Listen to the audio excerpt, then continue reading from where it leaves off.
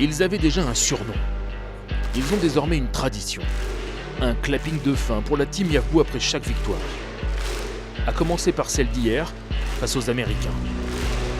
Les Bleus viennent de se qualifier pour la finale de la Ligue des Nations, la 3e en 4 ans. Alors sur le chemin du retour, même le coach a du mal à trouver les mots. Quoi dire si ce n'est qu'être abasourdi de l'extérieur par ce que vous faites, par ce qu'on fait, par le résultat. Et on refait encore une finale. Et c'est pas anodin les finales, les gars. Les finales, pour y arriver, ça demande beaucoup d'énergie, beaucoup de force, beaucoup de sacrifices. Pour en arriver là, les Bleus auront dominé la Serbie et les champions olympiques brésiliens dans la semaine. Les voilà donc qualifiés pour la fameuse demi-finale d'hier face aux États-Unis. Au petit matin, pour la préparer, les Français se réveillent comme ça. Un réveil musculaire en musique au pied de l'hôtel, à leur façon, en toute décontraction, et visiblement ça marche.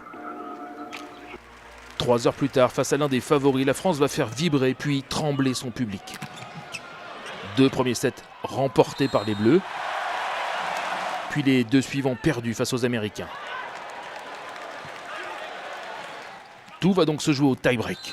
Un 5e set, arraché 15-13, sur 7 balles de match de Boyer.